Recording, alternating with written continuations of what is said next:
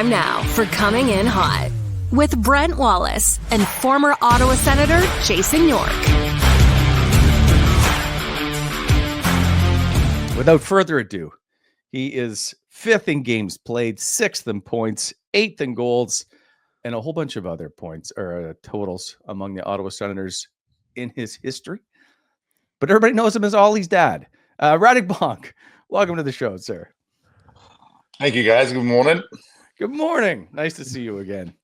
Did you hear that, Bonkie? I'm totally fine being Oliver's dad. Like seriously, You're good with that. You're in a good place in your life right now, eh, Bonkie? Like you're. I'm okay. I'm okay. You know, it's been good. It's the kids are growing up and making us happy. So it's a good retirement. Walk me through what goes on in a normal day in the life of Radek Bonk. Walk me through a day. Oh, so many things, Yorkie. So, well, we actually just got a puppy a month ago, so that's my main distraction all day long. So what'd you get? What kind of dog? We got a little mini golden doodle. Oh, Bonkie, welcome to the Doodle Club, man. I got a golden doodle. Yeah, They're the best. Finally caved in, and now I'm the one taking care of it all day long. So the kids were excited for a couple of days, and then but I'm having fun, training a little puppy and just taking care of it. It's a little joy in my life right now. Are you speaking to the dog in both English and Czech? No, English only. We don't want to confuse it. For now, I might teach him Czech after, but the first language, it's English. Everybody, at home speaks it, so it's just going to be easier going with English. So did your kids tell you like, hey, we need a dog. We'll take care of the dog. We'll walk the dog, do all that?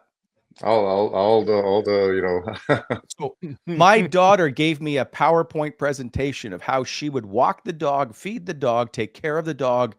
We got the dog, never heard from her again. Yeah, it's what I always knew. We had dogs before, so I always knew that I won't get it until I'm ready to get it. Yeah. So it worked out as I thought, and yeah, the kids are good. They come home from school, they play with her, and all that. But most of the day, it's But then, hey, I'm her favorite person, so that makes me feel good. What's your dog's name? Yeah, what's the name? It's a little girl. Her name is Ruby. Ruby Tuesday.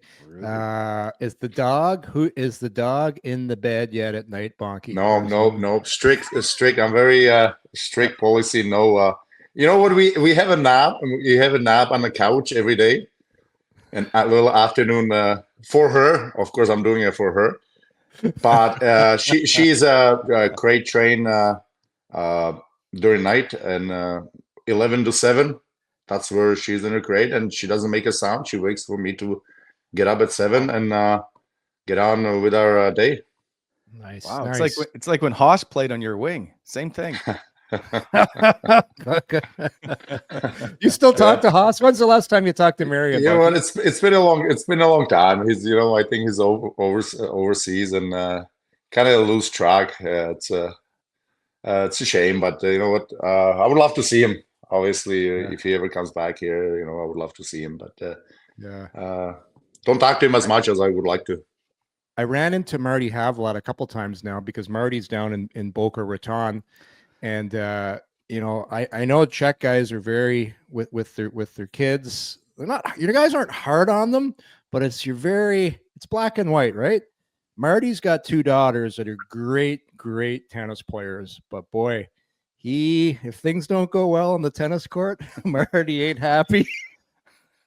I think that's the culture we grew up in, right? Our parents were black and white with us. There was no, I wouldn't say rules, but you knew what you could do, what you couldn't do, and there wasn't any confusion.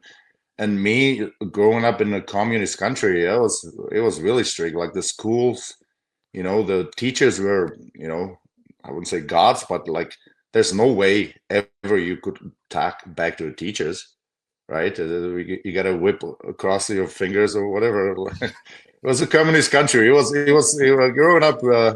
It was fun, but at school it was very strict. Well, Did so you ever get in trouble? Yeah, did you ever get in trouble? You know what? Not big trouble, but you know what? You're not paying attention at school. You talk to somebody. So they always. We had a teacher. She taught the Russian language, and if you weren't paying attention, she gave you choices like you want to note to your parents or whip across the fingers. So you put the fingers up, and I take the whip every time because if I bring a note to my parents that I wasn't paying attention, that would be even worse. So fingers across. Can you imagine that going on in Canada with all the soft kids?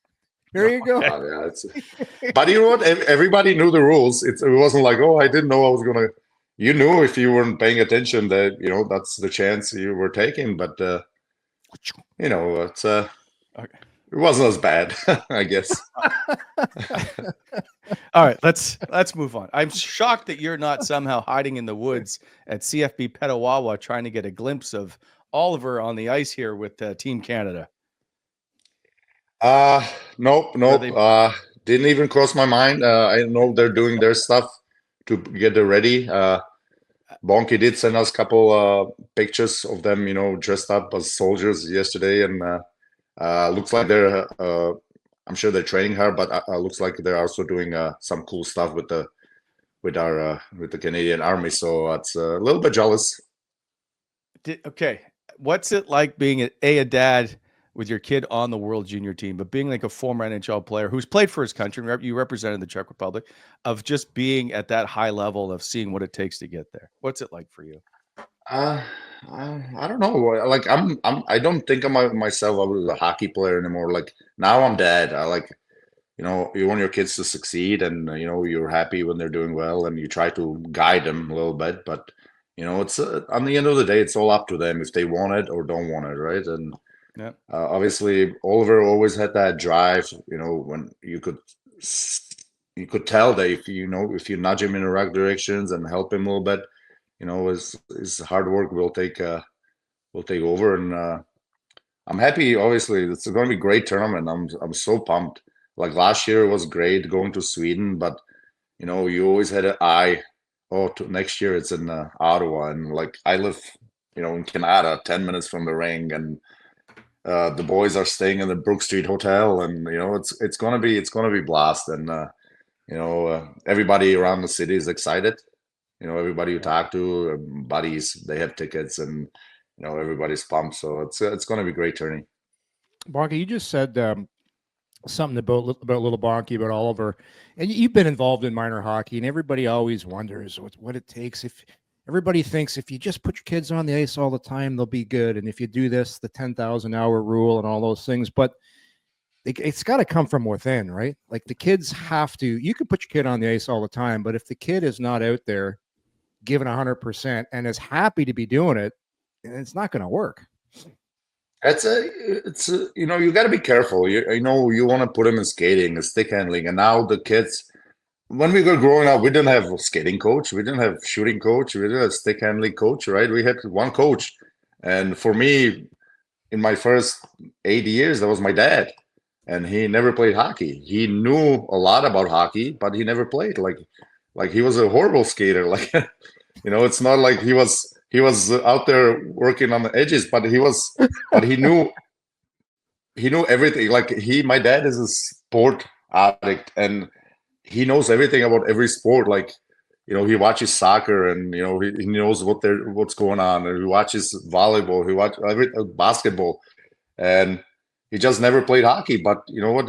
He always pushed me in the hard work and kind of like, and now you have kids that have coaches, and good for them, but you got to be careful not to overdo it either, because we did when I was coaching boys, Ollie's age coming up, and we had some kids that came to practice and they were exhausted because they already spent 2 hours on the ice, and then when the real practice comes, then they're not interested, but they're overworked.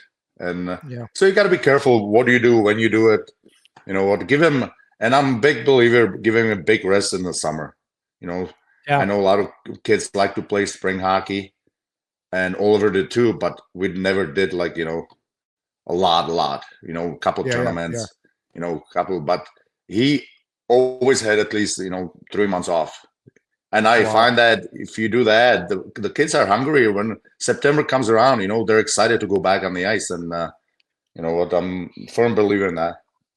It's funny. My mom was similar to your dad, Bonkie. Didn't play hockey or anything like that, but she was the same. She was the one with the work ethic, but said something too. Like she goes, "You need when you come around in September, you want to be excited to put your skates on. Like you want to be, hey, I'm putting my skates on and be like happy you're going to play hockey again." Yeah, but exactly. And when you do it all year round, you know what? For 5, 6 years, you might be fine with that, but then it'll become like it's not special anymore, right?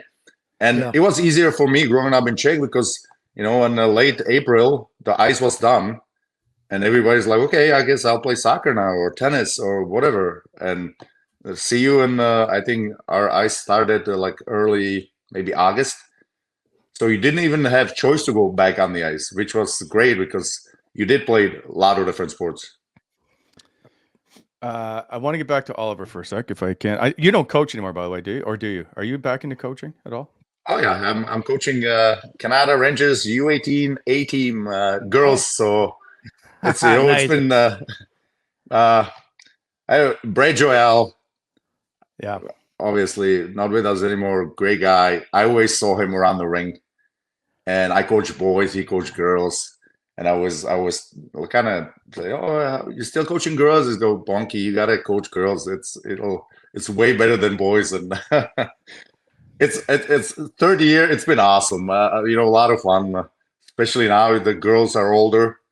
They're you can talk to them. They're almost no grown-ups, but yeah, almost, Yeah. right? So Yep. they listen better than the boys do. Right? It's know what, 100%. So It's true. 100%. So true.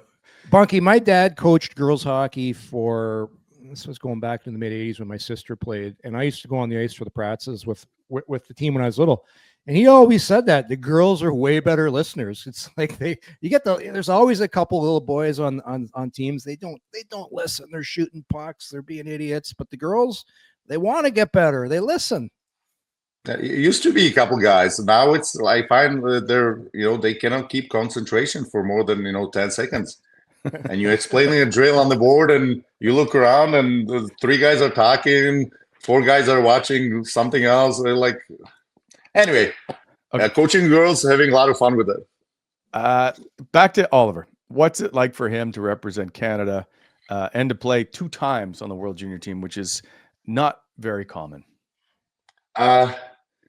It's last year it was I wouldn't say surprised, but when he got invited, there's in Canada there's always a lot of defensemen, and every position stacked. So you kind of were hoping last year, and when he made the team, I was very excited, and trip to Sweden was awesome. Watching him play was great. Obviously, they didn't get the result they wanted, and right after that, like Oliver's goal was, okay, I got him. We got to get this right, and I want to make the team next year and play in Ottawa, and get it right, because what, losing quarterfinals, it's never good enough for Canada. So that was his goal. Set his eyes on the World Championship in Ottawa, and we did. He said, I'm going to do everything to be on that team, and here we are a year later, and he's back for it, another crack. So it's going to be a great tourney.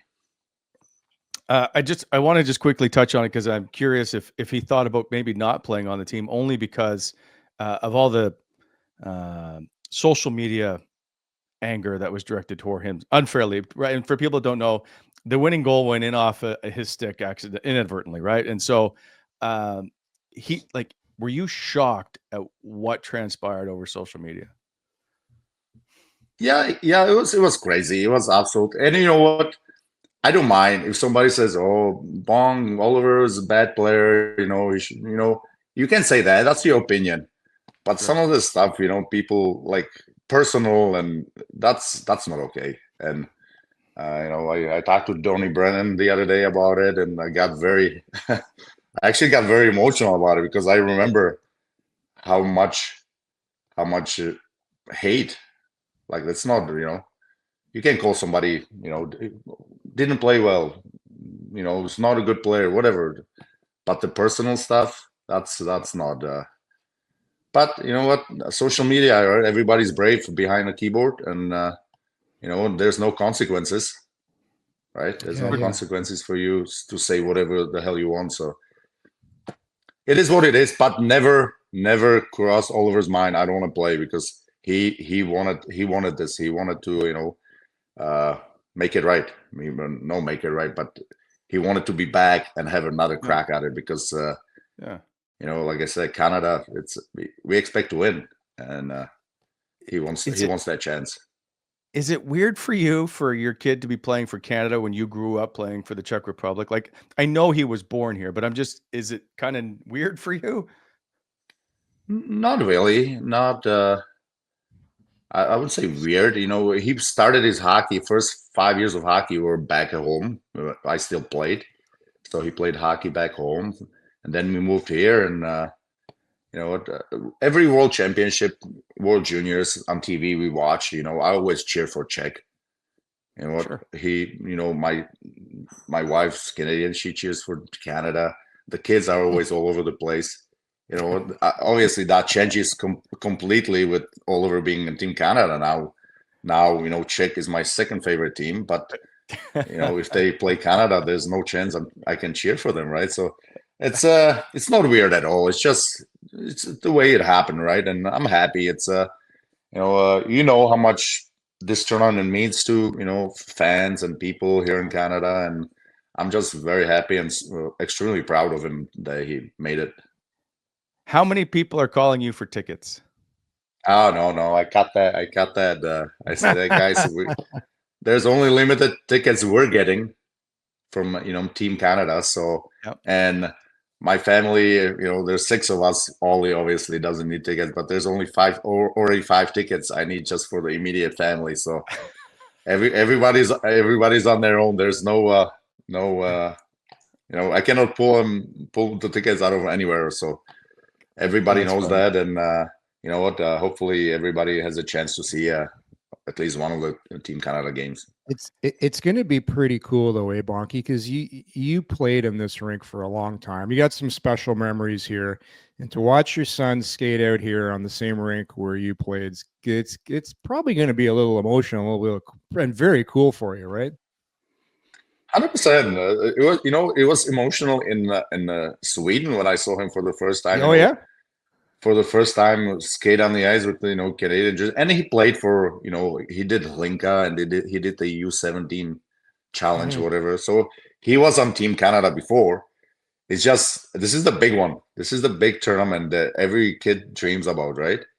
And so first time I saw him, skating for the skate out for the warm up, I was like, holy, this is real. It got kind of real,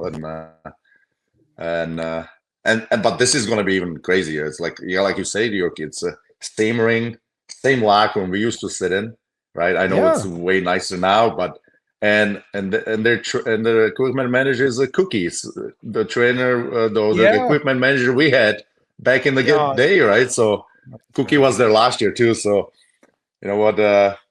it's it's a circle comes all the way around, and now I'm like. It's gonna be emotional, 100%. I don't think there's gonna be tears, but I'm gonna be, my heart's gonna be beating a little bit faster for sure. Hey, let me ask you this, and this probably a lot of hockey parents would be wondering this too, because everybody talks to their kids, and especially when they're younger, you tell them stuff. Remember, my dad used to tell me a few things before the game. He used to play hard, play smart, and be tough. Do you have a little thing you say to little Bonkie before every game, or you just leave him alone? You know what? We don't usually talk before. They, OHL. How it is. They might be on the bus. He might be sleeping. What? What? We have this thing every day, game day. I just write him. Good luck tonight. Okay. That's the only thing on the game day. Sometimes we talk. Day after the game. Sometimes he, asks me. Let's go through the video, right? Like they have this Insta, what's called, their shifts. It's amazing that what they have now for to go back. So sometimes he asks me, "Can we go over the game and see here and there where I could done better?" Which what, it makes me feel great that he still cares about my opinion. And I tell him, here you could have done, and but on the other hand, also I tell him, hey, if anything contradicts what the coaches are telling you, you got to tell me, because if I'm telling you jump up to play all the time, and your coaches are telling you, stay back, then I want you to tell me, hey, coaches want us, that game wanted us to stay back, which some games do. I say, okay, well then you have to do what the coaches tell you, right? Because I don't want to. They're doing a great job in London. It's a great organization, so I don't want to say, make him play different way than they want him to play. Bonkie, why do you? Because your son's living through it. Why do you think the London Knights? Like, why do they develop way more players than everybody else? Like, what do you think their secret is? I think, I don't know. Like, if somebody knew, like, they would obviously copy it. But I think there's just a lot of work they put in, and they find players. They find players sometimes out of nowhere. Like Mark Hunter does a lot of driving and goes see players. I talked to him last year. I think he tells me that he puts 100,000 kilometers on his truck, and he goes and sees players and talks to people about the players, right? Because for them, you gotta be good, but you have to have a character. It's not easy to play on that team, because some kids cannot handle it, because they are very strict and they tell you what they want. And if you don't do that, maybe you don't see as much ice, right? So they looking for good players, but also players that will fit into that system. And from there, you can see it, how much better not just Oliver, but every player. Like, you come there first year, you're fourth line, you don't get much ice time. The second you get bigger role, third year you get bigger role, and they just roll like that all the time. It seems like they never go through like this. Every team goes through the rebuilds where they're not good for a couple of years. It doesn't happen in London, and it's amazing. And they send kids to junior B first year. Oliver did that. Easton Cowan did that. Logan Mayu did that, right? Other kids or other teams, they don't do that. And maybe now they do a little bit, but you know what? They said, we want you to play a lot. You would play here, but you wouldn't get a lot of minutes. They sent him to junior B. Oliver played 30 minutes every game, right? Play power play, play PK, came back the year 2, and got a big role on the team already, and carried on. So amazing job they do there, for sure. It's not, I don't think it's obviously it's not accident that they're spitting out players, NHL players. I want to ask you about the draft and seeing Oliver be drafted first round, just like his dad, but 22nd overall. You still have that to hang over him, that you went 3rd overall. But what's it like to see him on stage and hanging with Gary Bettman and everybody else? Yeah. We kind of knew where he was going to go, like that late, anywhere from 20 to 40. That's kind of like. But we kind of thought, anywhere between, end of the first round, like 20 to 32, whatever it is.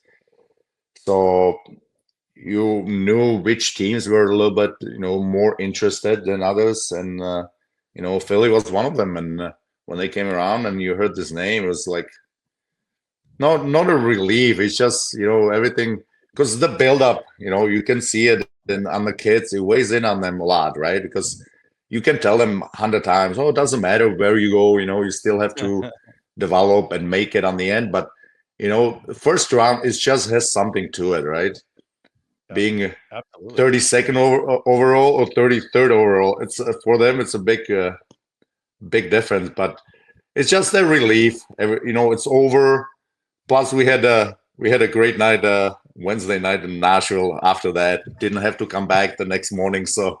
I actually told Oliver, you better be drafted first round, because I don't want to, be getting up at 8 o'clock the next morning, getting ready, putting the suit back on or whatever. So We had a great night after that. Nashville is a great city. You know, we couldn't ask for a better city to have the draft in. We were there for 5 days, and it was just great. So some old friends and a couple of my teammates from Nashville were at the Tootsies, you know, after the draft. So of course they were. He was great. It worked out perfectly. Do you guys remember at the draft when Billy Guerin got up and spoke and his voice was hoarse and he thanked all the bartenders at Tootsie's? Yeah. He says we want to thank the Tootsies for keeping our staff hydrated the whole week. They were there. They had the NHL awards there, so those teams were there even longer than we were, right? So. Oh my God! You know what? It was great. I laughed my butt off on that one because Billy just said how it is. Everybody goes to Nashville and has fun because it is a fun town. Yeah. We went there with our group of friends for a birthday, Bonkie, and I hadn't been in a long time. It is Nashville. Well, have you been to Nashville in a while? When's the last time you've been there? 2 years ago, last year, when I dropped my kid off in Atlanta, we drove back through.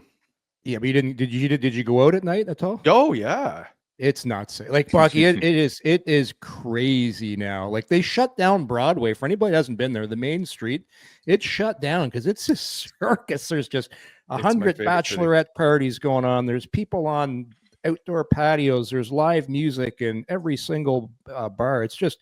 It's the new country Vegas. I guess that's the best way to describe it. But but there's not a lot. You know what I find there too? You feel safe when you're there too. Like everyone's having a good time, but nobody's being an idiot.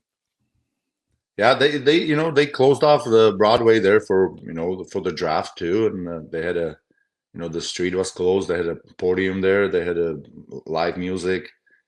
Just a blast. And we stayed. In that hotel, I don't even know what hotel, but it's right next to the ring. Oh, the Hilton.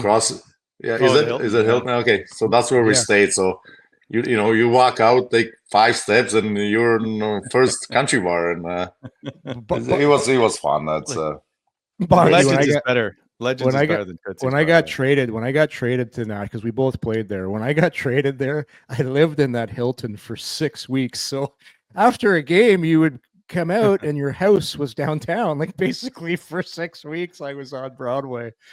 There's a big steakhouse there on the bottom. I don't know, Palms maybe. Yes. Yeah. And so you just walked out, go for the steak, and then you go out for a couple beers. And Legends is a good bar. Like, don't worry, we hit them all. I think I hit them all on that. I love it going there. All right, I want to ask what Radek Bonk, the guy that was drafted, would have said to Oliver Bonk that was taken in the first round. Like, did you give him any kind of words of wisdom or just let it happen? Like, I look back at the pictures of you standing with Gary Bettman and Oliver standing with Gary Bettman, and it's almost like a full circle moment. Hey, Bonkie, he said if you're not going in the first round, hands on the desk. Hands on the desk, Ollie. The whip's coming out.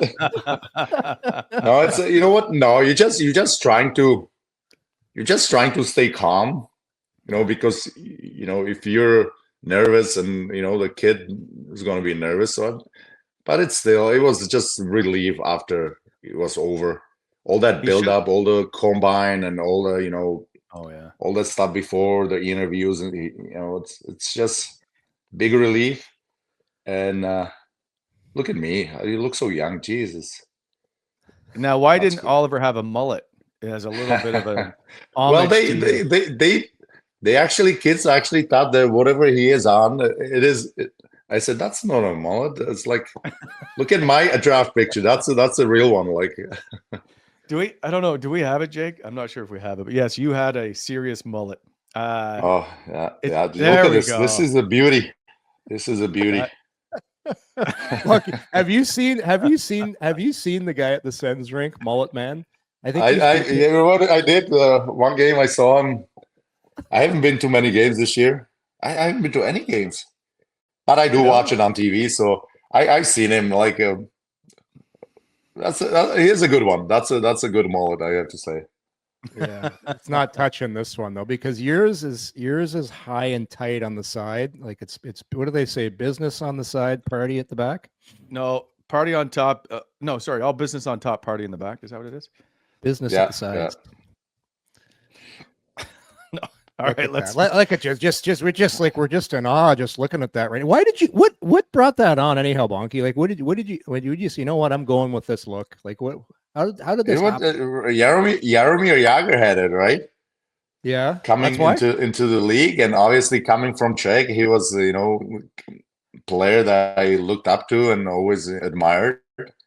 So he had it, and people thought it was cool. So I thought maybe if I had it, people would think. And it was okay, but then when now you look at it, you're like, what the hell was I thinking? Bonkie, we had Andreas Johansson on the pod a couple of weeks ago. Oh my God. He had some of the best Jaromir Jagr Pittsburgh Penguins stories from when he played for Kevin Constantine. I was laughing for half an hour straight. The stuff Yags pulled in Pittsburgh. I don't know if you heard some of those stories about remember Pittsburgh back in the day, right? They wore no shoulder pads, no helmets. Yags mullet was hanging out. They just did what they wanted. And then Constantine comes in. And oh boy, it was some good stuff. So I saw AJ. Sorry, I saw AJ last year. He's an agent, I believe, right? I saw him in Sweden at our hotel. I think he had a couple clients that played in the on a couple of the teams. So I did see him last year. Had a couple of beers with him in Sweden. Do you know who his assistant is? Right? Do you know who's working with him in the agency? Andreas Dackel. Dax is an agent is it? too. Okay. Oh, nice. The Swedes were such a great guys, were they, Yerky?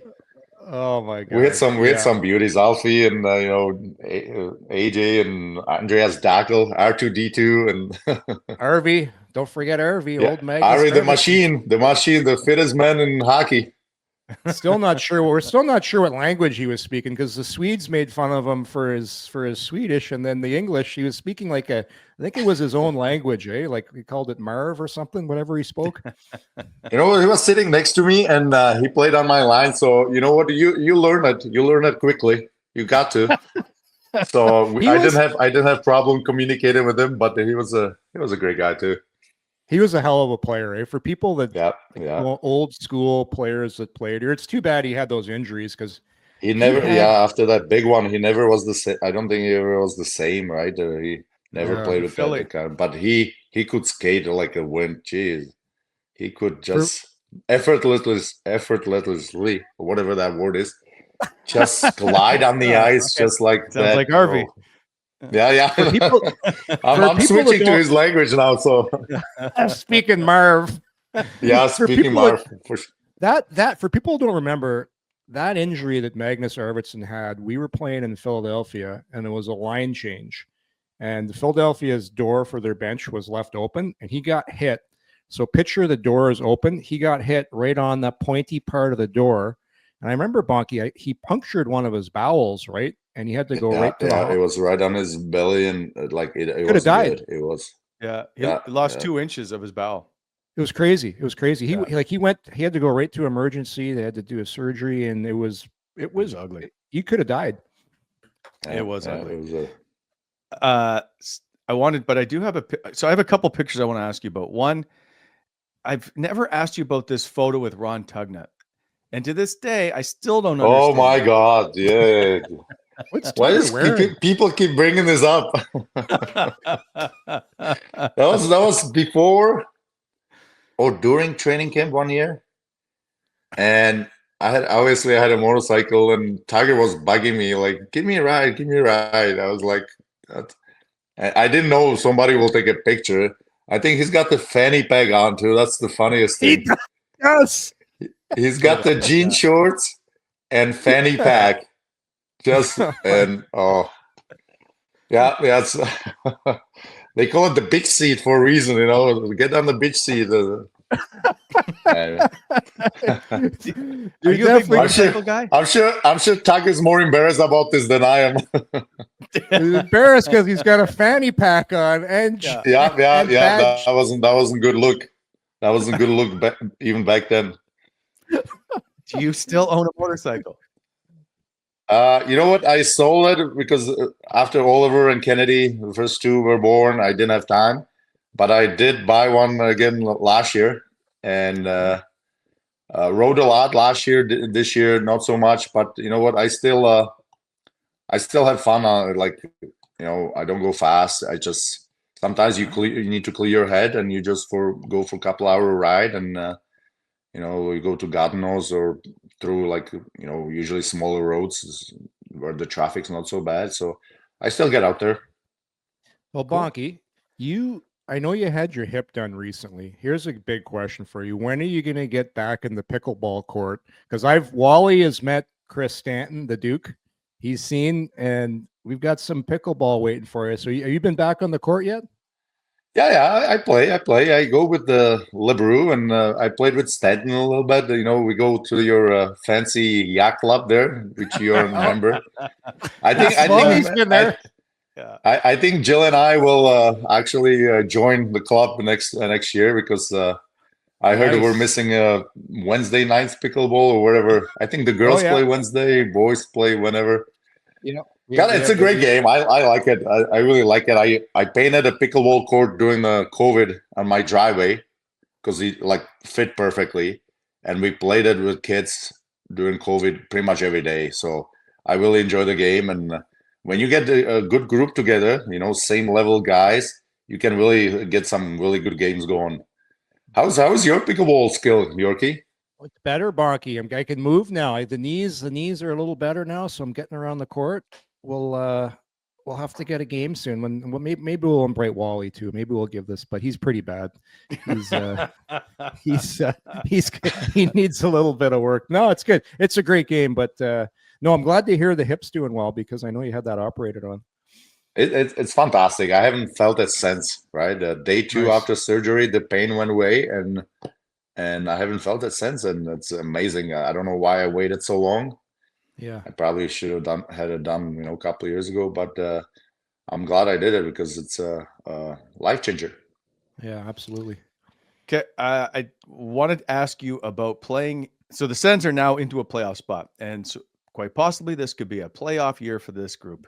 You played in the playoffs in Ottawa. I want you to tell me what the building is like when this team is rolling in a playoff game.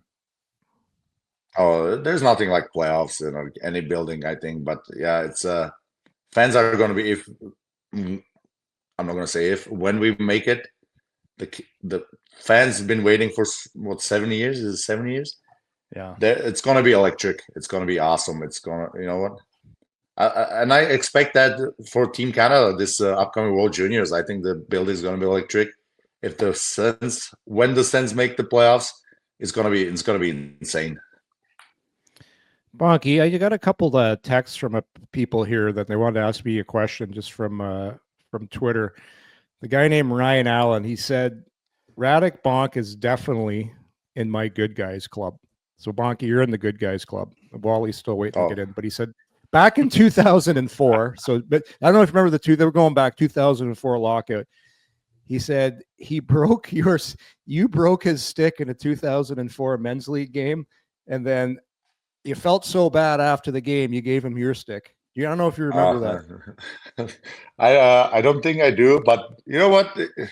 If it's a slash and you break a stick, you kind of pretty much have to give him a stick, right? So I'm glad I did. Like I wouldn't want to be in the bad guy club, So I'm good. Club he to kept be me in.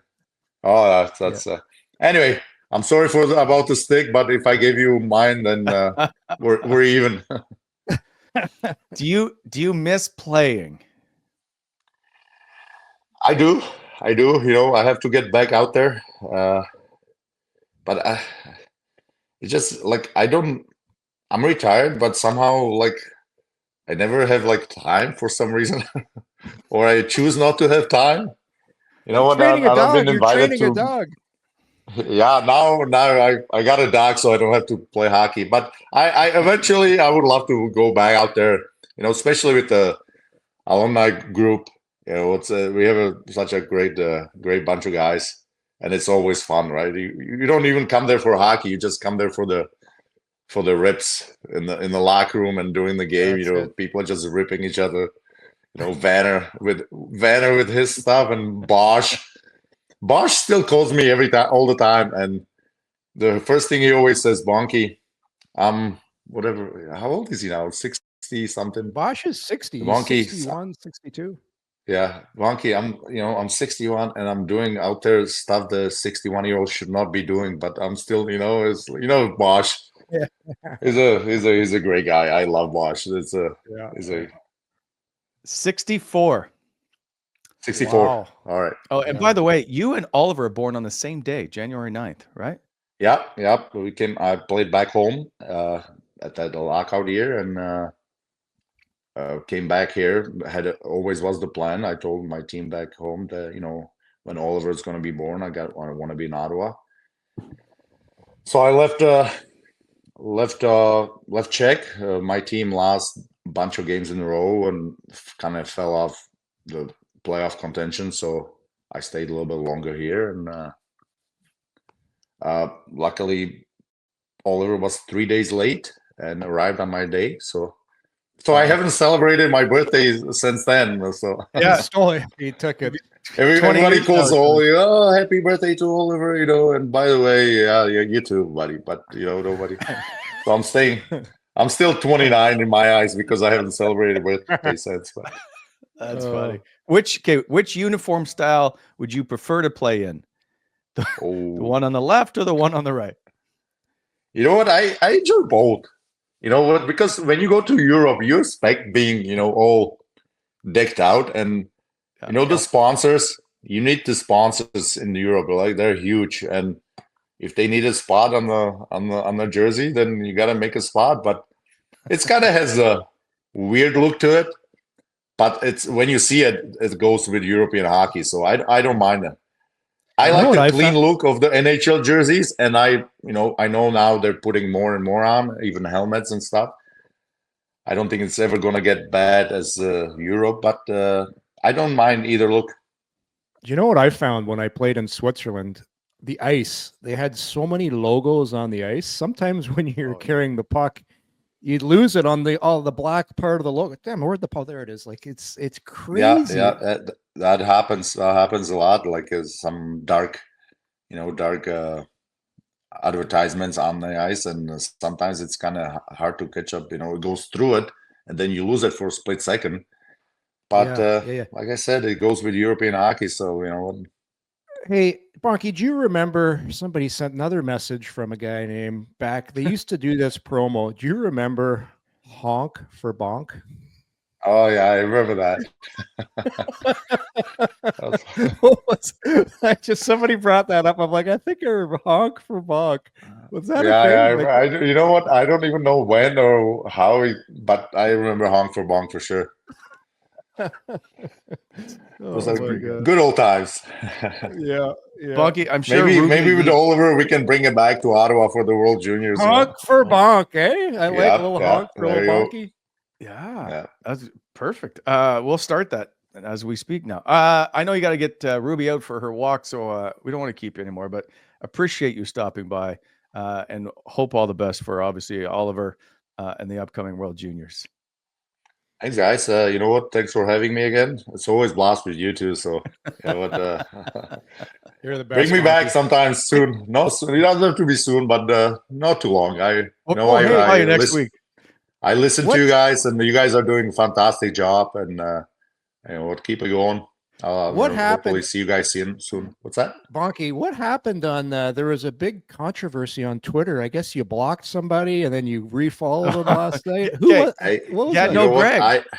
I don't know how that happened because I don't use it much. I always go to check out the news, and sports stuff mostly. I don't even know how to block person. Right, so I don't know. I'm sorry, whoever I blocked, but I don't know. Greg, must have been some kind of accident because I'm not. I like Twitter. I go on it just to read through, and find out what's new, even back home and stuff. But I don't remember going at somebody and Yeah, You know, I don't have a reason why. I don't know. Did he write something bad about me, or why did it? No, he's Gano Greg's actually fairly normal and does lots of fun stuff. Cuts Yeah. lots of great videos. So he He's great. never has other than being upset with the team. Sometimes he's never really negative. So So that you one see, so I surprised me, which is wouldn't why I texted you. I wouldn't have a reason to block him, right? So I don't. No. Must have been an accident. I'm sorry. I wouldn't block anybody just That's for. okay. Bonkie's in the good guys club. He's not blocking guys. Yeah. Just Tell, for a tell him, brief tell him moment- I'm in the club, and accidents happen. For a brief moment, I felt myself was important because I got you to unblock somebody. So that was a Yeah. big deal for me.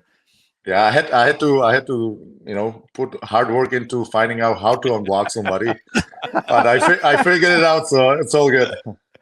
Bonkie. Appreciate it. Take care, Bonkie. We'll talk soon. See you, All right, Bonkie. guys. Thanks for having me.